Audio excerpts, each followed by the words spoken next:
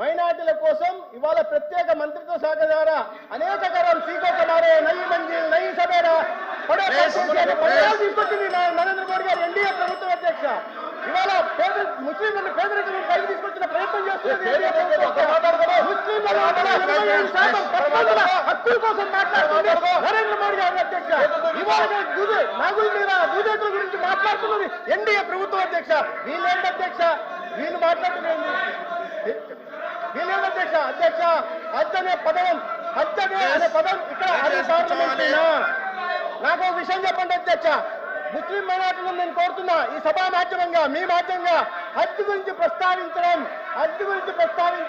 Unparliamentary అయితే నేను ఆ శబ్దాన్ని వెనక్కి హజ్ అనే పదాన్ని వెనక్కి తీసుకుంటాను అధ్యక్ష. అన్పార్లమెంటరీ అయితే ఆ పదాన్ని వెనక్కి తీసుకుంటాను అధ్యక్ష. అధ్యక్ష ఈ సంవత్సరం కళాశాలలు కాదు అధ్యక్ష, పోయిన విద్యా సంవత్సరానికి వచ్చిన కళాశాలల గురించి కూడా చెప్తాను అధ్యక్ష. గౌరవ ప్రతిపక్ష నాయకులు ఇక్కడ ఉన్నారు అధ్యక్ష. 500 కోట్లు విజయనగరం కళాశాలకు ఖర్చు పెట్టాల్సి ఉంటే అధ్యక్ష, 500 కోట్లు విజయనగరం కళాశాలకు ఖర్చు పెట్టాల్సి వస్తే దాంట్లో 500 కోట్లకు సెంట్రల్ ఫైనాన్స్ నబార్డు ద్వారా ఫైనాన్షియల్ టైఅప్ ఉంటే కేవలం 103 కోట్లు మాత్రమే ఖర్చు పెట్టారు అధ్యక్ష. అధ్యక్ష ఇన్ని సంవత్సరాలుగా మేము ప్రజాప్రతినిధులం, అక్కడ మంత్రులం అంటున్న వాళ్ళు ఆ జిల్లాలో వస్తున్న వైద్య కళాశాల ప్రోగ్రెస్ ఎలా ఉందో చూడాల్సిన అవసరం లేదా అధ్యక్ష? 5 ఏళ్ళ అధ్యక్ష, 5 ఏళ్లలో మొదలైన కళాశాలలకి ఇక రాజమండ్రి గత సంవత్సరం ప్రారంభమైంది అధ్యక్ష.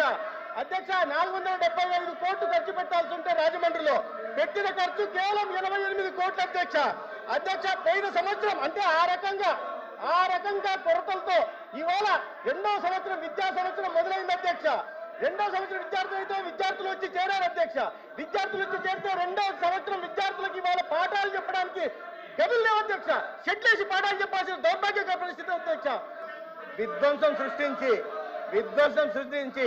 8,840 కోట్లు ఖర్చు పెట్టాల్సి ఉంటే కేవలం 1,400 కోట్లు మాత్రమే ఖర్చు పెట్టి ఈ రాష్ట్రంలో వైద్య విద్య చదవాలనుకున్న పేద కళలను ఛిద్రం చేసిన వాళ్ళు ఇవాళ మళ్ళీ అడుగుతున్నారు అధ్యక్ష.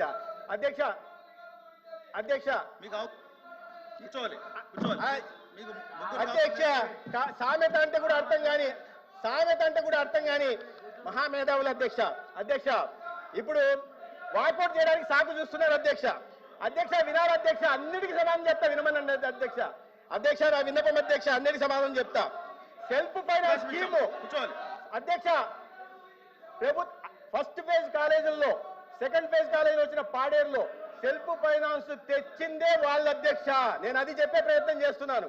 సెల్ఫ్ ఫైనాన్స్ తెచ్చింది మీరు కాదా, జగన్మోహన్ రెడ్డి గారి ప్రభుత్వం కాదా? సమాధానం చెప్పమనండి అధ్యక్ష. కాదంటే చెప్పండి అధ్యక్ష. తెచ్చింది ఎవరు? సెల్ఫ్ ఫైనాన్స్ స్కీము మెడికల్ కళాశాలల్లో తెచ్చింది ఎవరు?